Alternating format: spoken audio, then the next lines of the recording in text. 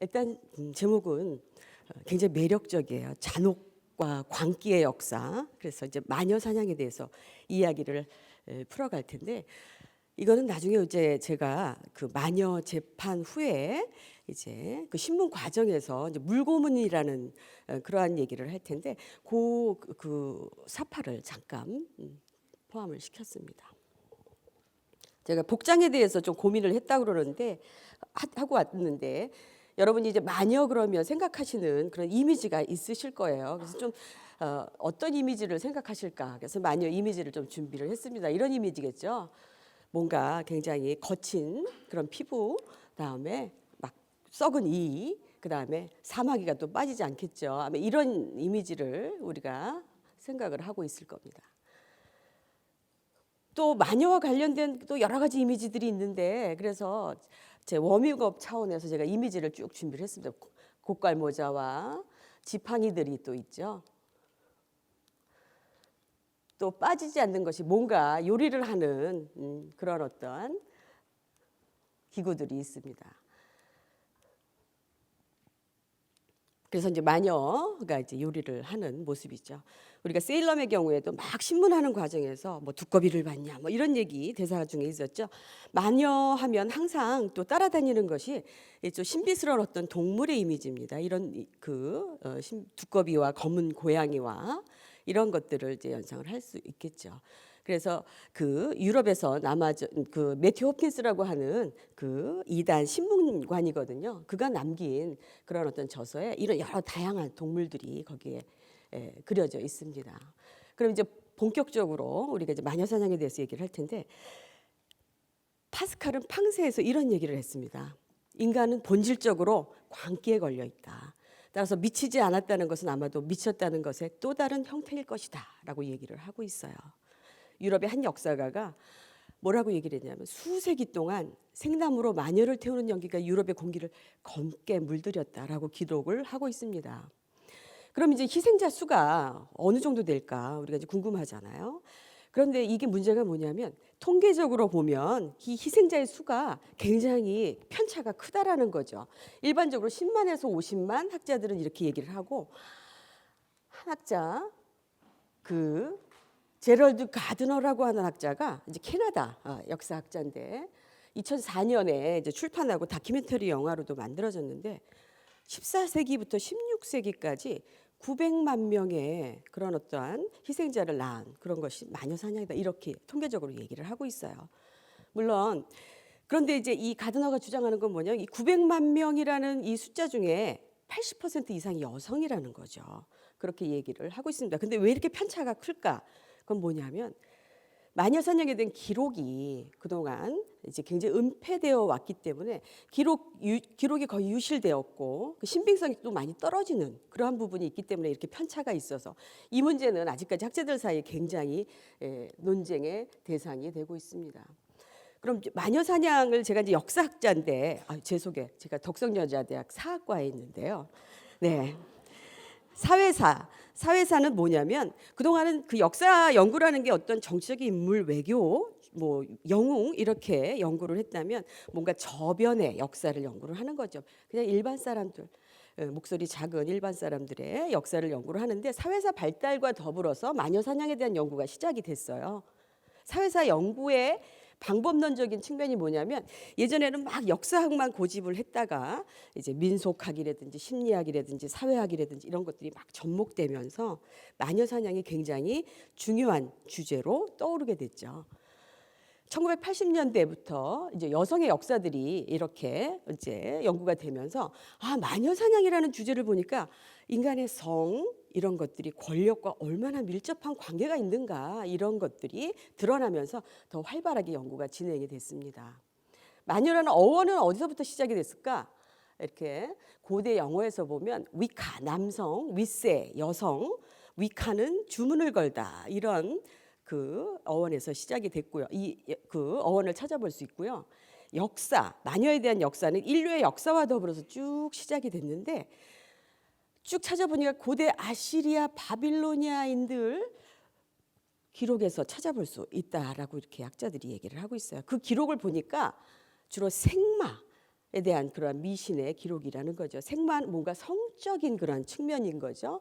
그래서 남생마, 인큐버스라고 부르는 남생마하고 여생마, 서큐버스라고 하는 여생마에 대한 기록이 판화로 이렇게 또 사파로 많이 남겨져 있는 것을 이렇게 찾아볼 수가 있습니다. 남생마 얘기를 했는데 남생마의 이미지가 이제 이런 거죠. 제가 이 성기 부분을 좀 여러분 좀 수위가 좀 높기는 하지만 여러분 금방 좀 보시라고 제가 표시를 해놨고요. 그다음에 이제 기록을 쭉 보니까 그 기록상의 첫 번째 마녀는 호모의 오디세이에 등장을 하는 마녀였어요. 이거는 뭘까요? 섹스피어의 맥베드에 세 마녀가 등장을 하죠. 이분은 누구냐? 엘리자베스의 어머니죠. 천일의 앤으로 알고 있는 앤 볼린도 결국 마녀, 물론 이제 후계자가 없어서 처형을 당하지만 마녀로 지목이 돼서 처형을 당했다라는 기록이 남겨져 있어요. 우리가 또 잘 아는 잔다르크, 제가 학생들한테는 잔 언니라고 이렇게 소개를 하는데 잔다르크도 이렇게 마녀로 몰려서 화형당하죠. 19살의 나이에 100년 전쟁에서 굉장히 영웅적인 프랑스를 승리로 이끄는 오를레앙 전투에서 승리했음에도 불구하고 마녀로 화형을 당하게 됩니다. 네, 그래서 역사 속에 이제 이런 인물들인데 그럼 이 마녀들은 어떤 행위들을 한다고 이렇게 기록되어 있는가? 주술을 하죠. 마녀 사냥이 이렇게 횡행할 때 세일럼도 마찬가지고 그 배경을 보면 굉장히 자연재해가 극심했다라는 거죠. 그래서 아주 극심한 가뭄, 심한 홍수 뭐 이러면서 이 민심이 굉장히 흉흉해졌어요. 그러면서 뭔가 희생양을 찾아 나서는 이런 분위기가 이제 조장이 되는데 이런 자연재해가 늘 이렇게 배경에 놓여 있다라는 것.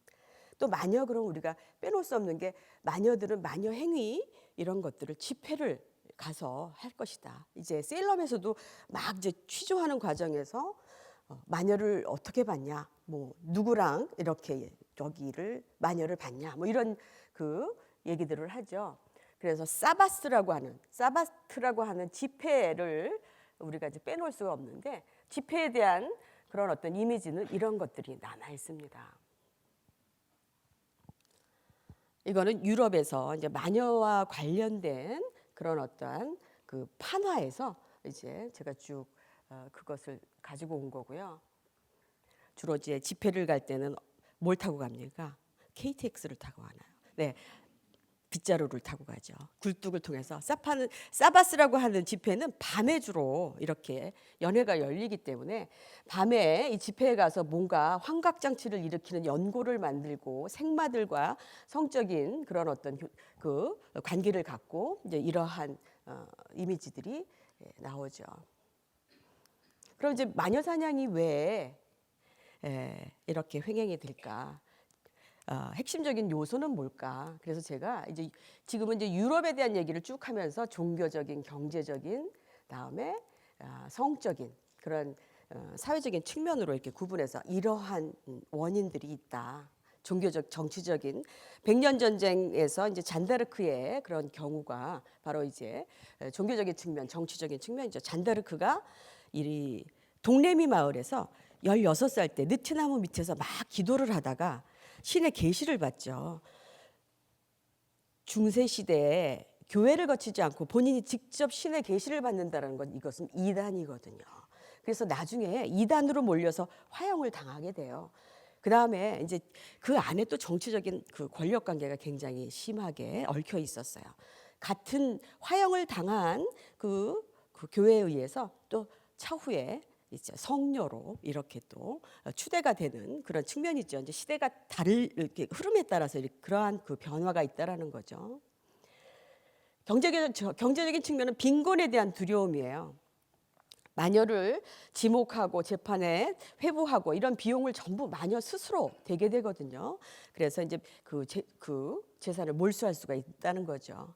르네상스 초기에는 이 여성들이 특히 많이 마녀로 몰리는데 그 이유는 뭐냐면 굉장히 성적으로 이렇게 노골적인 다음에 이제 그 소위 말하는 밝히는 여성들이 이렇게 마녀 사냥에 많이 회부가 됐다라는 그런 기록이 있어요. 그 기록에는 마녀의 망치라고 하는 이러한 그 이단 신문자들이 이 마녀 사냥을 통해서 이제 신문하는 과정 내용들이 쭉 남겨져 있는데, 이 마녀의 망치, 이게 이제 여성 혐오 문학 작품으로서 굉장히 이 주목을 받던 그러한 그 저서인데, 신문관들이 이 마녀의 망치를 통해서 어떤 사람들이 마녀고, 신문은 어떻게 해야 되고, 고문할 때 어떤 자백을 받아내고, 이런 내용들이 쭉 기록되어 있습니다.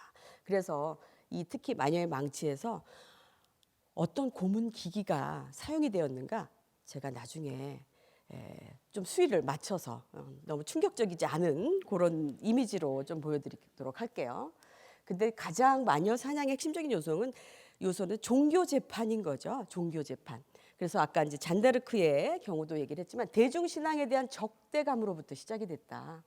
그래서 이게 이제 중세말은 왜 그러냐면, 로마 카톨릭이 그 위계가 점차적으로 쇠퇴해 가던, 이게 이제 청교도, 우리 오늘 본 세일럼과 마찬가지로 굉장히 엄격한 위계 질서가 막 와해되면서, 이건가 뭔가 이러한 광적인 분위기로 이 위계 질서를 다시 잡으려고 하는 그 과정에서 이런 마녀 사냥들이 일어나게 되죠. 종교 재판의 그런 이름으로.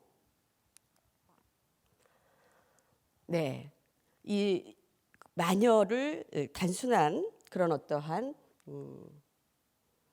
그 희생양의 그런 관점으로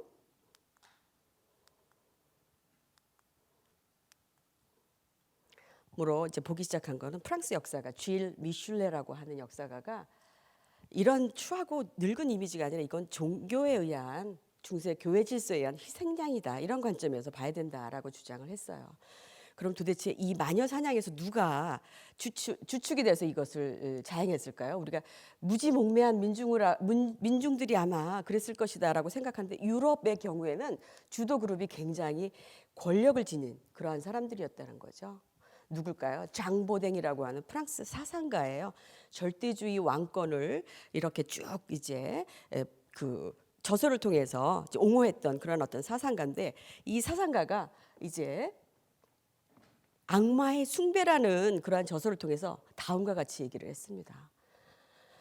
쭉 읽기는 그렇고, 어린 아이일지라도 그 나이를 생각해서 목 졸라 죽인 후에 불태우면 좋을 것이다. 이렇게 좀 끔찍한 얘기죠. 또 누가 있었을까요? 교황. 종교재판의 이름으로 인노켄티우스 8세가 법판교서에서 이제 어떻게 신문관들에게 마녀 사냥을 할 것인가 지침을 내리게 됩니다. 그래서 얘기는 뭐냐, 이 권력을 지닌 그런 권력층들이 주도를 해 나갔다라는 거죠. 마녀 사냥의 시기를 보면 12세기, 13세기 프랑스에서 시작이 돼요.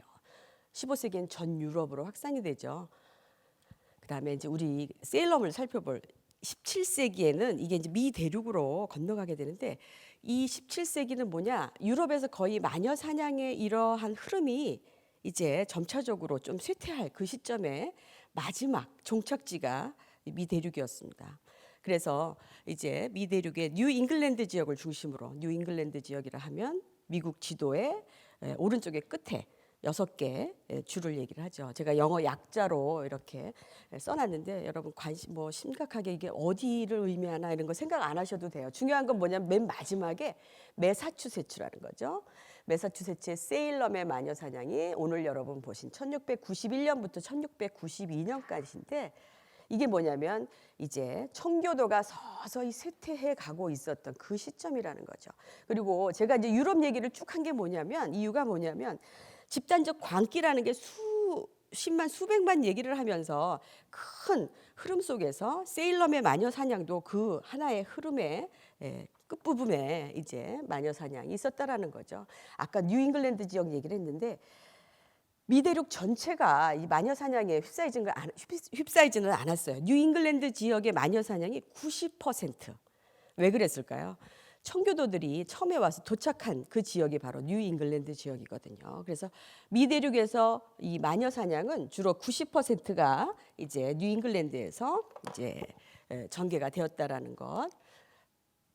왜 그러냐면 청교도 질서의 와해의 두려움이라는 거죠. 여러 관점들 제가 이제 설명할 텐데 그 중에서 가장 이제 보편적으로 받아들여지는 것이 바로 청교도 질서의 와해와 결부시킨다는 거죠. 이렇게 여러분 영국으로 보셨지만 아마 영화 보신 분들도 계실 거예요.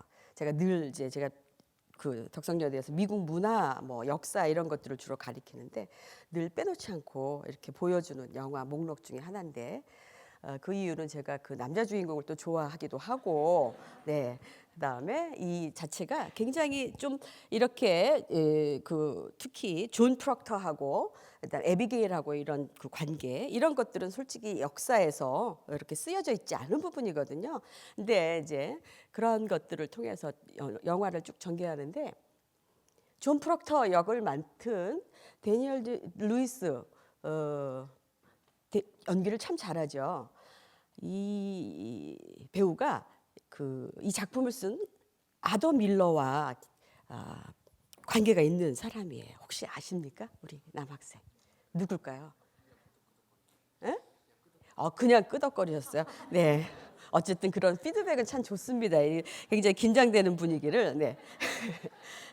이 존 프록터 역을 맡은 이 남자 주인공이 아더 밀러, 이 작품을 쓴 아더 밀러의 사위예요. 혹시 아셨습니까? 모르셨죠? 이거 좋아하실 거라고 생각이 들었어요. 제가 이번에 막 준비하면서 이 얘기를 꼭 해야 되겠다. 나중에 이제 아더 밀러 얘기를 하겠지만 3번 결혼을 하거든요. 두 번째 부인이 나중에 얘기하겠지만 누굴까요? 마릴린 먼로죠. 제일 결혼 생활을 오래 했던 마릴린 먼로 남편 중에서 3번째 결혼을 하는데 그 3번째 결혼을 딸과 이 남자 주인공이 이제 결혼을 해서 이제 사위예요. 그러니까 장인 어른이 쓰신 작품의 주인공이 된 거죠. 그러니까 얼마나 이 열연을 했겠습니까? 네, 그래서 어쨌든 그건 그냥 참고 삼아 얘기를 해준 부분이고요. 그래서 이제 제가 이제 그 영화로 만들어진 네. 그래서 여기 수정해야 될 부분이 있어요, 여러분. 여기 세라 오스본드가 아니더라고요. 제가 막 급하게 만들다 보니까 이게 이제 누군지는 여러분 그냥 한번 찾아보세요. 나중에. 네. 세일럼 지역이 바로 이제 네, 잠깐만. 네. 제가 세일럼 요 하면 이렇게 원이 딱 날라와야 되는데 그냥 이렇게 표시가 됐네요. 어쨌든 세일럼이 매사추세츠 보스턴에서 한 30분 거리에 있어요. 워낙 그 세일럼이라는 이름이 히브리어 샬롬이라고 하는 히브리어에서 나왔다고 그러더라고요. 평화라는 뜻이래요. 평화스러워야 되는 이 마을이 이 광기에 휩싸인다라는 것도 참 아이러니라고 생각이 들어서 제가 포함을 시켰고요. 세일럼 시내가 이렇습니다. 굉장히 아름다운 그렇지만 작고 특히 17세기에는 아주 폐쇄적인 마을이었죠. 마녀의 집이에요. 세일럼에 있는. 제가 이제 세일럼 막 찾다가 가장 아름다운 그런 그 경치를 제가 가지고 왔어요. 제가 2001년에 이 세일럼의 마녀 사냥에 대한 그런 논문을 쓰면서 한번 방문을 한 적이 있었거든요. 그래서 가면 이 박물관이 있어요. 박물관인데 이 박물관에서 이 세일럼의 마녀 사냥이 이렇게 자행됐고 진행됐던 이런 것들이 다 보존이 되어 있어요. 그래서 이렇게 앉아 있으면 쭉 그 대사들이 나오고 거기에 사용되었던 재판 기록 이런 것들이 이제 뭐 기념품으로 팔기는 하더라고요. 제가 열심히 사왔는데 그래서 이제 거기에 뭐가 주로 써 있냐면 막 신문할 때 티투바한테 막 질문하죠. 제가 나중에 이제 언급할 텐데 그런 질문 내용들 어떤 질문 내용들이 있었을까 뭐 이런 내용들 그 다음에 그 재판에 회부된 사람들의 그 명단 이런 것들이 쫙 나와 있죠. 네, 그래서 한번 이제 자녀들 혹시 어머니들은 자녀들을 데리고 한번 방문하셔도 좋을 것 같고 특히 할로윈 때 굉장히 관광객들이 많이 와요. 마녀랑 좀 관계가 있어서 1992년에 추모비를 세웠어요. 세일럼에 이러한 주민들이. 왜? 1691년, 92년에 세일럼의 이 마녀 사냥이라는 것이 역사에 너무 그 어두운 단면이고 어떻게 보면 굉장히 치욕스러운 부분이고 미국인들에게 그래서 그 당시에 처형된 19명들을 추모하기 위해서 추모비를 92년도에 세우게 돼요. 마녀동상 이건 지금 현재 들어가는 초입에 있는데 참 귀여운 마녀죠. 이게 그 세일러맨의 마스코트예요. 이 여성을 자세히 보면 혹시 아실까 모르겠지만 아내는 요술쟁이의 그 배우거든요. 사만사라는 이름 빗자루를 타고 있죠. 네, 이건 그냥 제가 포함을 시켰고요. 네, 이 부분은 뭐냐면 마녀 사냥이 왜 세일럼에서 일어났을까? 학자들이 막 여러 이론들이 있을 거 아니에요. 그래서 제가 여러 이론 중에서 한 7개만 추려봤어요. 추려봤는데 이 이론을 다 얘기하자고 보면 지금 시간이 너무 제한되어 있는데 어려울 것 같아요. 그래서 제가 일단 물론 이제 정리는 쭉 해왔지만 간단하게 이것은 청교도의 엄격한 양육 태도 때문이다. 왜 그러냐면 엄격한 양육 태도가 소녀들을 굉장히 불안하게 만들었다. 두 번째는 아까도 얘기했지만 자연재해 때문이다. 만연된 질병이 있었다. 그 당시 세일럼에도 가뭄이 있었기 때문에 이러한 질병이 사람들을 굉장히 희생양을 찾아 나서도록 이렇게 분위기를 만들었다. 청교도 지도자들의 신념이 문제다. 지나치게 위계질서를 주장하다 보니까 그랬다. 소녀들의 히스테리다. 사탄이 원인이 아니라 소녀들의 히스테리 병적 증세. 근데 이것은 또 어떤 관점으로 또 해석을 하냐면 청교도의 그 질서 내에서 가장 취약한 그룹의 사람들이 이 10대 소녀들이었다라는 거죠. 이들은 대부분이 문맹이었어요. 교육을 받을 기회가 없었거든요. 그래서 늘 집에서만 생활을 해야 됐는데 청교도가 이렇게 와야 되는 그 과정에서 이제 소녀들이 조금씩 그 외지의 그런 어떤 분위기에 이렇게 물들어가게 되죠. 그러면서 이 막 히스테리 발작을 통해서 막 그전에는 전혀 알지 못했던 파워를 느낀 거예요. 이 파워를 가지고 지목을 하면 왜 그 에비게일이 쭉 지나가는 그 자리에 모세 그 저기처럼 막 사람들이 다 피해서 좀 잘 봐달라고 막 얘기를 하죠. 파워를 느끼게 됐다라는 거죠. 그런 것과 관련해서 또 설명을 하기도 하고요.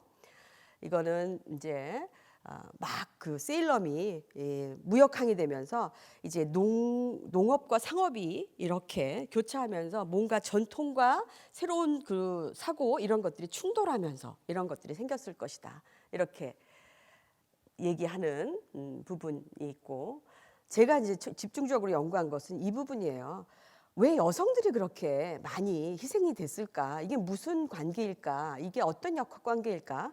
그래서 여성의 관점에서 젠더의 문제로 이것은 어떠한 범주에 있는 여성들이 주로 희생양이 됐다라는 거죠. 이게 경제적인 능력, 여성들의 결혼 상태 이런 것과 굉장히 밀접한 관계가 있더라는 그러한 그 해석이에요. 그래서 다양한 이런 해석이 있다라는 거 여러분 아마 궁금하셨을 거예요. 물론 이 작품이 워낙 유명한 작품이라 이제 다 알고 오신 분들도 많겠지만 왜 이렇게 마녀사냥, 왜 소녀들이 저렇게 히스테리를 일으키고 너무나 비합리적이고 이해가 안 되는 이러한 마녀 사냥이 전개가 됐을까 이렇게 생각을 하셨을 텐데 이러한 그 구조적인 그런 측면이 있었다라는 거죠.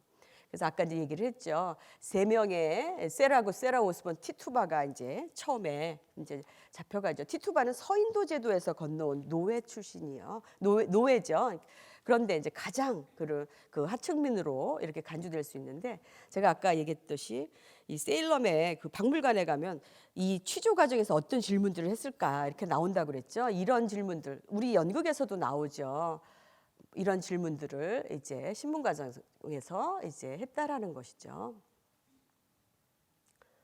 제가 잠깐 이제 또 통계학적으로 나오면 머리가 아파지기 시작하니까 그래도 왜 이렇게 이제 어떠한 특별한 범주의 사람들이 희생양이 됐을까? 이것을 성과 권력의 차원에서 학자들이 쭉 이제 분석한 그 도표를 잠깐 가지고 왔어요. 도표가 굉장히 많은데 제가 딱 한 개만 가지고 왔어요. 네, 여러분 막 또 머리 아프실까 봐. 중요한 건 뭐냐면 여성들이 대다수라는 거죠.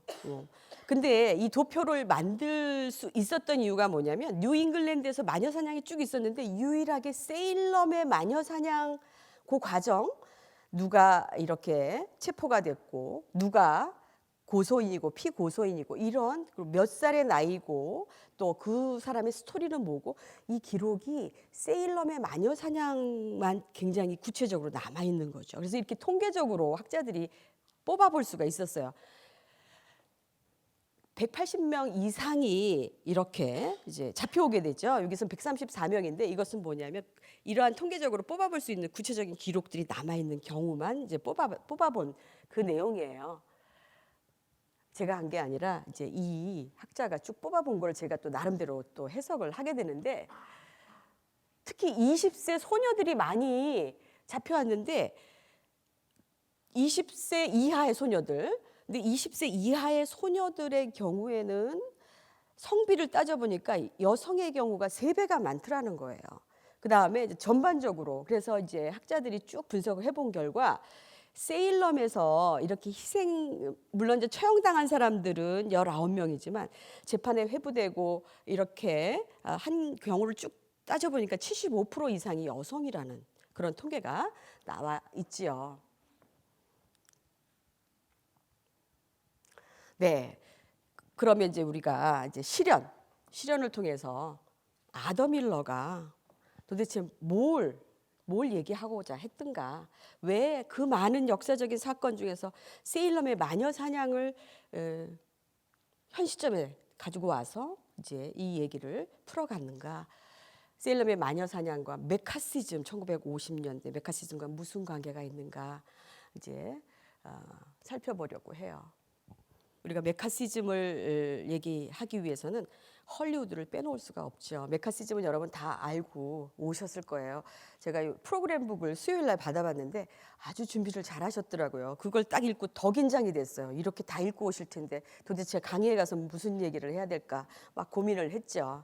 그래서 일단 아는 대로 재밌게 얘기를 하고 오자 이런 마음으로 왔는데, 메카시즘 이게 이제 1950년대 미국을 휩쓸었던 그런 빨갱이 사냥이라는 그런 표현을 쓰죠. 조셉 메카시라고 하는 상원 의원의 이름을 따서 메카시즘, 일종의 그 적색 공포라고도 이렇게 표현이 되는데, 이제 조셉 메카시 상원 의원이 공화당이죠. 아일랜드계 이민자 출신이에요. 공화당 전당대회 1950년대 공화당 전당대회 가서 뜬금없이 내가 우리 국내에서 활약하고 있는 공산주의자들 어디냐, 펜타곤, 그것도 205명의 리스트를 가지고 있다, 이렇게 얘기를 해서 미 전역을 발칵 뒤집게 되죠. 이러면서 이제 소위 말하는 메카시즘이 시작이 돼요. 205명의 공산주의 리스트를 가지고 있다. 제가 연도 54년까지예요. 네, 요거 여러분 혹시 모르고 지나가실 수도 있는데 그냥 지나갈까 하다가 또 양심적으로 또 말씀을 드려야 되겠다 싶어가지고, 네, 그래서 메카시즘의 그 광풍이 부는데, 이게 언론계, 교육계 뭐 다 이제 광풍이 부는데 가장 타겟이 됐던 그러한 데가 헐리우드예요.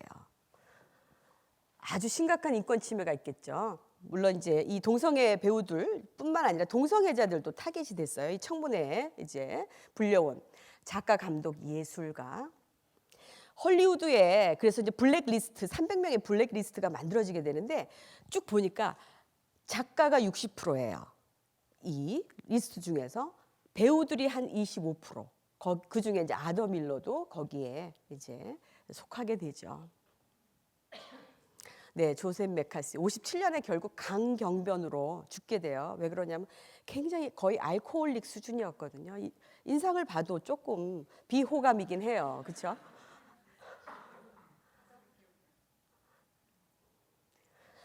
그래서 이제 이게 특히 1950년부터 54년까지 아주 미 전역을 광풍에 이제 몰아넣게 되는데, 이게 조셉 메카시가 이 블랙리스트를 가지고 있다. 그래서 내가 이제 이 빨갱이 사냥에 이제 주축 역할을 하겠다. 반미 활동위원회가 구성이 되는데, 우리가 합리적으로 이해가 안 돼요. 어떻게 한 사람이 나서서 이렇게 하는데 미 전역에서 4년 동안 이렇게 그야말로 제왕의 권력을 횡포를 부리게 되는데, 이게 가능했을까?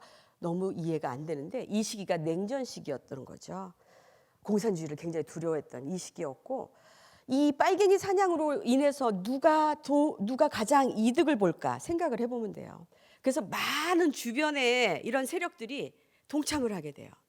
누가 있었을까요? 군산복합체, 방위산업체, 이들은 이러한 그 공산주의에 대한 어떤 두려움이 커지면 커질수록 경제적으로 이득을 보게 되거든요. 보수주의적인 공화당 당원들, 민주당 당원들은 왜 동참을 하게 되냐면 여기에 동참을 하지 않으면 공산주의로, 사회주의로 이렇게 낙인 찍힐까 두려워서 동참을 하다가 나중에 발을 빼게 되죠. 그 다음에 언론, 그래서 굉장히 정략적 의도로 이용이 되면서 그 중심에는 조셉 메카시가 있었다라는 거죠. 그러면 청문회 과정에서 이제 불려가면 우리 여러분 여러분은 아마 그때 젊은 분들은 안 태어나셨을 텐데 1980년대 막 학생운동 막 할 때 이제 학생운동하다 잡혀가면 너 누구랑 운동했어? 이름 대. 그래서 이름을 대면 석방되고 그러죠. 그 원리였어요. 헐리우드 배우들, 블랙리스트에 있는 배우들을 쭉 청문회에 불러서 누가 동조자냐 이름을 대면 그 사람은 석방될 수 있었죠. 안 그러고 아더 밀러가 바로 대표적인 양심을 지킨 거예요. 그러면서 여러분 마지막에 우리 존 프록터가 막 나는 이름이 하나예요. 이름을 지킬 수밖에 없어. 인간의 존엄성을 막 강조를 하죠. 제가 수요일 날 보고 그 마지막 존 프록터의 그 막 열연 그 대사 그 배우님 감탄했어요. 네, 감탄하고 나중에 한번 사인을 좀 받아갈까 생각 중이에요. 네, 좀 한 장 해주세요. 네, 그러면서 무슨 생각을 했냐면 아더 밀러가 와서 이런 얘기를 막 절규를 하는 듯한 느낌을 받았던 게 바로 아더 밀러가 그때 그랬거든요. 나는 양심을 팔 수가 없다. 나는 동료의 이름을 댈 수가 없다. 이러면서 몸부림쳤던 그게 존 프록터의 그 입을 통해서 쭉 얘기가 된 거더라고요. 보니까 누가 있었을까요? 동조자. 네, 지금 제가 3명만 리스트를 뽑아왔어요. 이 사람들은 좀 양심을 판 거죠. 그들은 어떻게 합리하냐면 나는 헐리우드에 남아서 예술의 세계를 지켜야 한다고 이렇게 주장을 했죠. 미국인들이 가장 사랑하는 그러한 대통령 중에 한 명이에요. 이분 로널드 레이건. 그런데 이분이 정치 경력을 시작한 것도 이제 이 메카시즘 이 광풍 때 동조자로 이렇게 하면서 이제 그 정치적인 그런 어떠한 그 경력을 쌓게 되죠. 이분 또 동성애자들을 굉장히 탄압한 정치인 중에 한 명이었어요. 근데 고인이 되셔서 좀 죄송한 말씀이긴 한데 어쨌든 동조를 해서 헐리우드에 남았어요. 이분이죠. 여러분 잘 알죠? 월트 디즈니 이분 굉장히 어린이들을 위해서 만화를 아주 훌륭한 만화를 만들으셨는데 동조자였죠. 이 두 분 중에서는 이분이에요. 이분 누굴까요? 엘리엇 카잔이라고 하는 욕망이라는 이름의 전차, 에덴의 동쪽 이러면 여러분 딱 떠오르시죠? 아더 밀러하고 베프예요. 참고적으로 베프를 하면 베스트 프렌드란 얘기죠. 네, 베프였는데 이때 바로 이제 결별을 선언한 시점이었어요. 엘리엇 카잔은 헐리우드에 남았어요. 그래서 이제 많은 좋은 영화를 찍게 되죠. 아더 밀러는 헐리우드를 떠나게 되죠. 연극만 몰입을 하게 되죠. 동조를 하지 않고.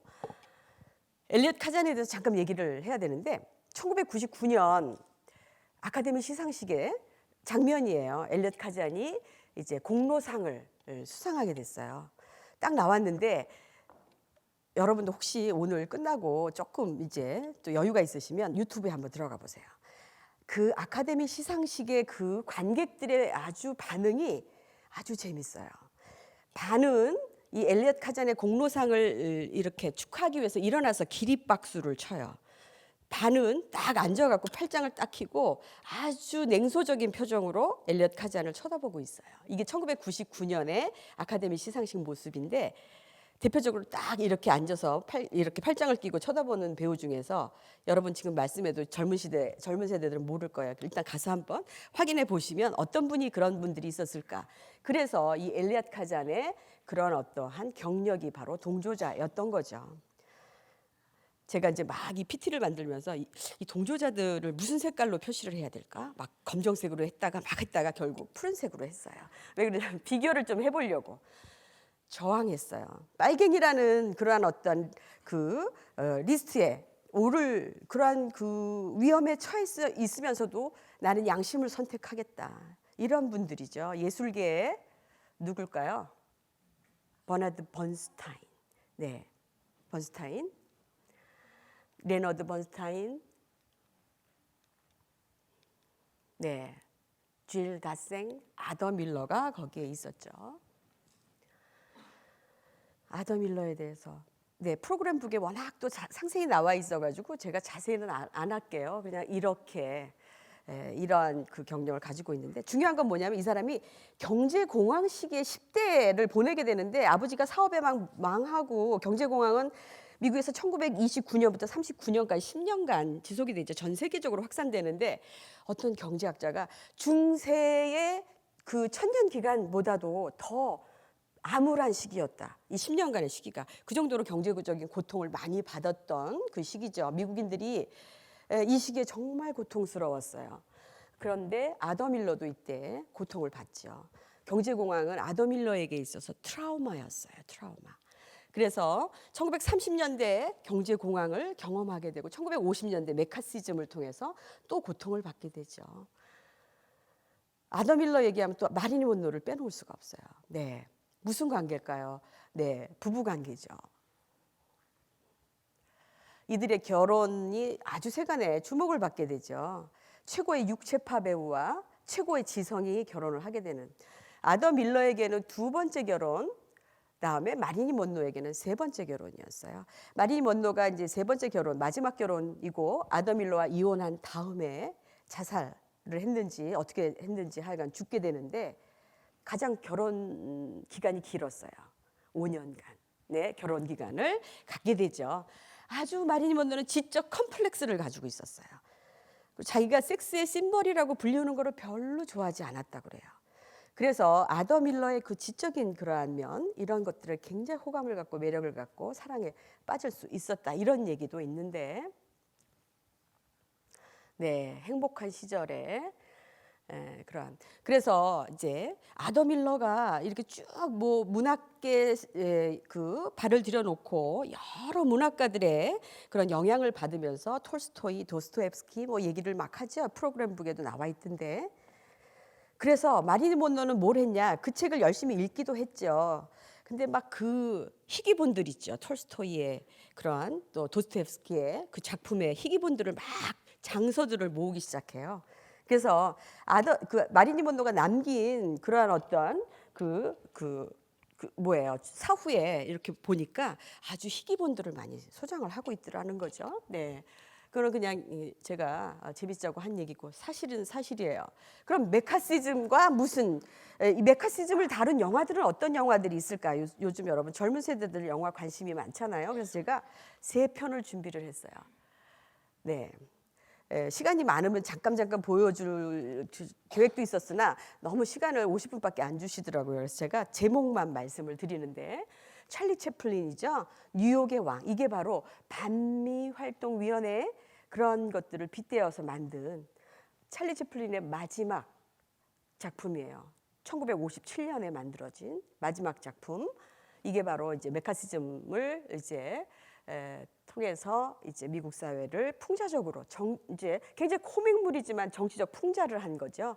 비공개라는 영화, 다음에 굿나잇 앤 굿럭이라고 하는 영화가 2005년에 만들어지죠. 감독이 조지 클루니. 네, 이 어머니 또 웃고 계신데 저도 또 팬 중에 한 명이거든요. 네, 굉장히 의식 있는 배우죠. 찰리 채플린을 얘기를 해야 돼요. 찰리 채플린도 바로 이제 양심을 선택하고 추방을 당해요, 미국에서. 그래서 어디로 망명을 가냐? 스위스로 망명을 가죠.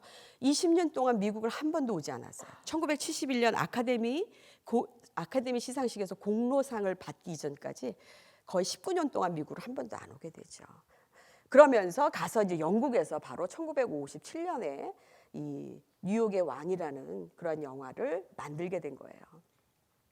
제가 어저께 또 막 이걸 준비하면서 이제 연구실에 앉아가지고 예전에 본 영화지만 또 이 영화에 대해서 혹시 물어보시면 대답을 해야 되기 때문에 막 뉴욕의 왕을 막 보다 보니까 거기에 소년이 등장을 해요. 소년이 막 책을 보고 있어요. 찰리 채플린이 가서 너 무슨 책 읽니? 그랬더니 이거는 마르크스주의에 대한 책입니다. 그랬더니 너 공산주의니? 그랬더니 이 책을 읽으면 다 공산주의입니까? 이 대사가 나오거든요. 이게 바로 이제 반미활동위원회 그 얘기를 빗대어서 만든 그런 장면이죠.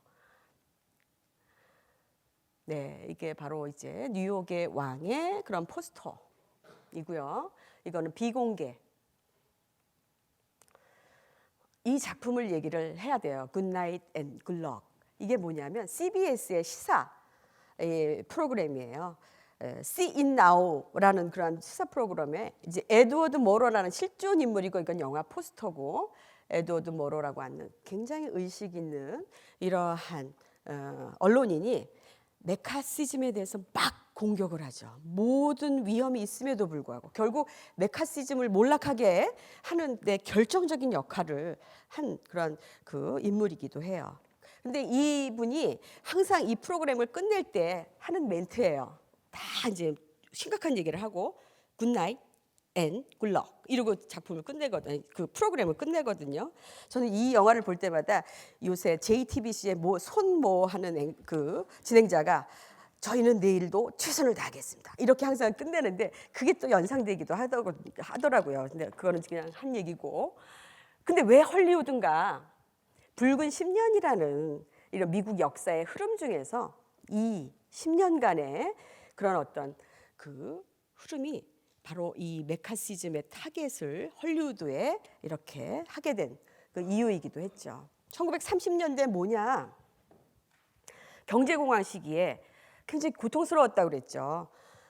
미국인들이 야, 이 자본주의의 이 문제가 뭐냐? 이 자본주의가 이렇게 훌륭한 제도인데 우리가 이렇게 고통을 받는다면 이거 자본주의에 문제가 있다. 자본주의와 민주주의와 또 문제가 있다. 이러면서 회의를 느끼기 시작했어요. 지식인들이, 노동자들이, 노조들, 특히 예술가들. 그러면서 이들이 막 이제 공산주의, 사회주의에 관심을 갖고 공산당에 입당했다, 탈당했다, 막 이런 움직임들이 10년간 지속이 되죠. 그래서 역사가들은 이 시기를 붉은 10년이라고 이렇게 얘기를 해요. 1930년대 중반 공산주의의 그 인기가 절정에 놓여 있을 때 전국적으로 미국의 공산당원들이 한 10만 명 정도 됐대요. 많은 숫자죠. 이때 엘리엇 카잔하고 아더 밀러가 공산주의에 입당을 했다가 탈당을 하는 그 경력을 갖게 됩니다. 이게 바로 메카시즘의 타겟이 되죠. 네, 그래서 붉은 10년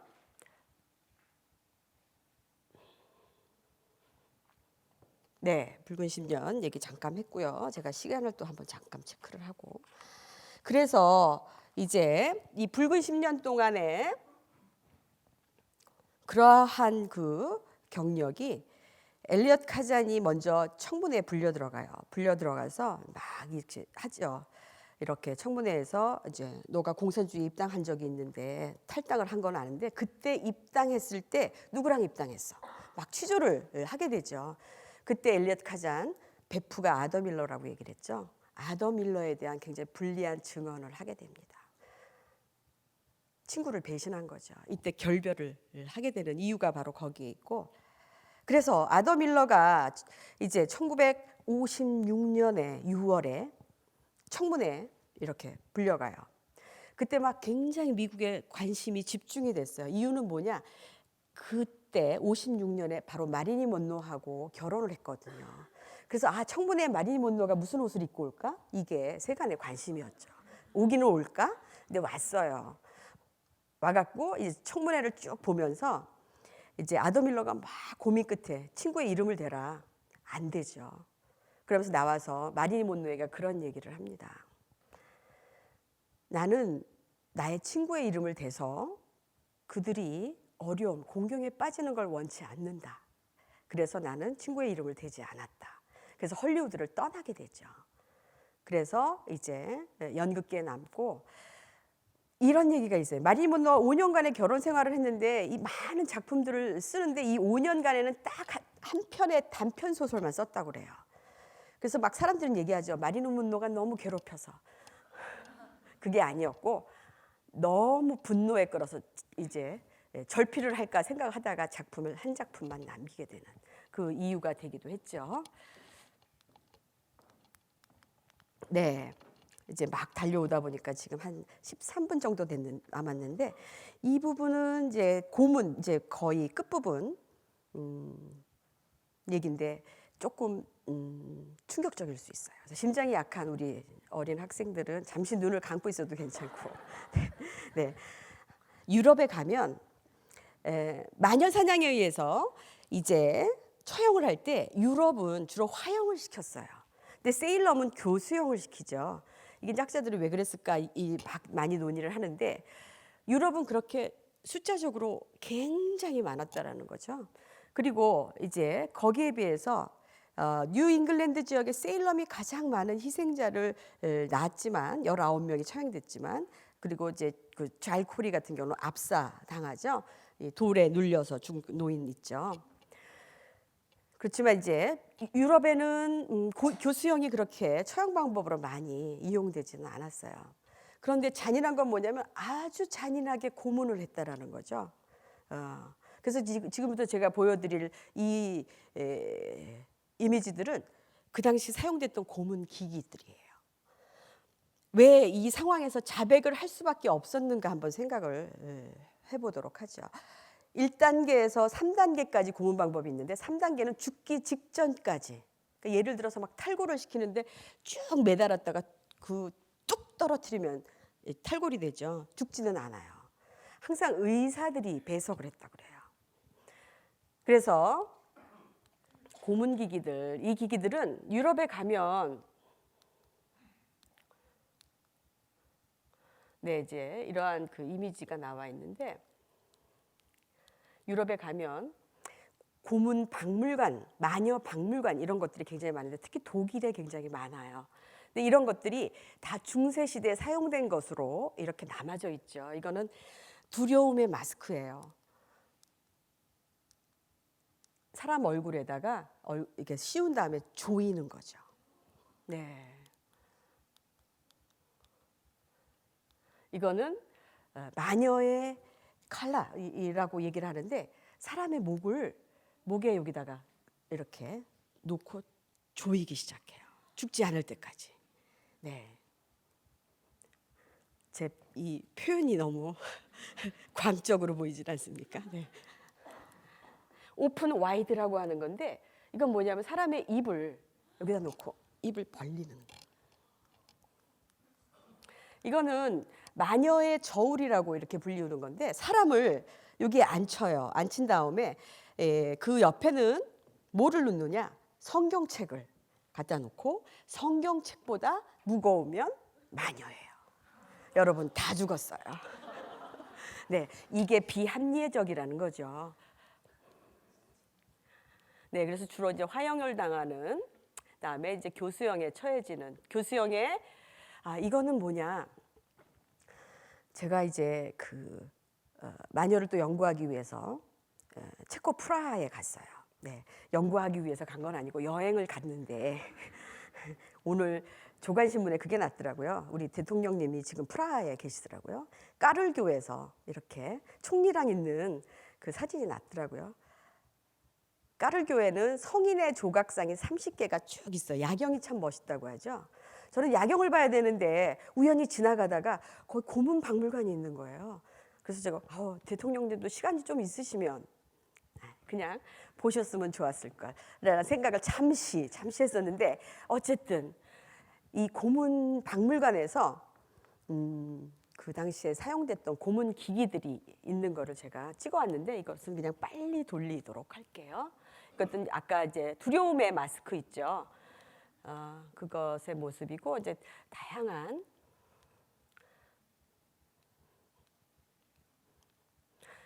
그 까를교 입구에 나중에 체코 프라하 가시면 야경도 보시고 이 8시까지 오픈하니까 잠깐 올라갔다 보시는 것도 괜찮을 것 같아요. 네. 굉장히 그 다른 경험인데 정말 이런 것들이 이 사람들을 어떻게 고통을 줬는가 다 묘사가 되어 있고 가장 심한 게 바로 이 데들리 스파이크스라고 하는 건데 사람을 여기다 넣어요. 대부분 죽지요. 근데 이제 이 안에 이렇게 되어 있더라고요. 왜 죽었을까? 질식사했을까? 막 그렇게 생각을 했었는데 제가 이제 데들리 스파이크스는 예전에 책으로 보고 가서 보니까 이 안이 이렇게 되어 있더라고요. 그러니까 죽었겠죠. 많은 고문 방법 중에서 가장 고통스러운 것, 특히 여성들을 대상으로 고문하는데 물고문이 있었어요. 물고문. 물고문이 이때부터 시작이 됐더라고요. 보니까. 그중에 제가 이제 그 덕킹이라고 하는 그러한 방법인데 뭐냐면 여자들 주로 이제 그 보니까 여성들이에요. 사지를 묶어요. 묶었다가 이제 물에 넣었다가 꺼냈다가 넣었다가 꺼냈다 이렇게 고문을 하는 방법이더라고요. 왜 그러냐면 특히 중세 시대 성에 대한 두려움이라고 했죠. 여성의 자궁을 시켜야 된다. 이러한 관점이었던 거예요. 제가 이제 첫 페이지에 있었던 물재판 이 방법도 많이 사용이 됐는데 사지를 묶어요. 일단 마녀로 잡혀가서 신문을 하게 되면 몸에 있는 털을 다 깎아요. 왜 그러냐면 털에는 뭔가 신비스러운 힘이 있다라는 그러한 생각 때문에 고문 1단계가 그렇거든요. 나체로 사지를 묶은 다음에 물에 띄워요.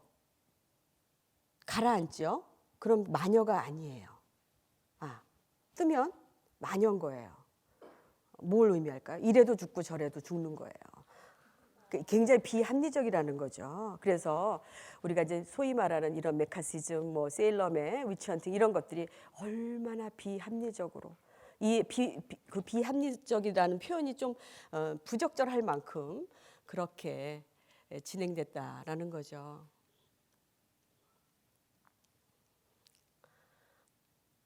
네. 네, 그래서 이제 결론. 유럽의 경우 특히 종교 질서에 대한 그러한 그 유지의 필요성, 그래서 대중신앙을 믿는, 근데 대중신앙을 믿는 그런 사람들 그룹 중에서 여성이 대다수였던 거죠.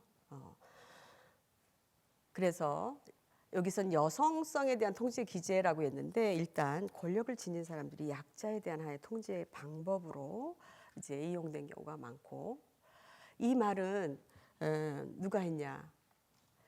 미셸 푸코라고 하는 프랑스 사상가가 광기의 역사라는 그런 책에서 얘기를 한 거예요. 이 광기라는 게 역사적으로 어떻게 다르게 받아들여졌는가 쭉 서술한 내용이거든요.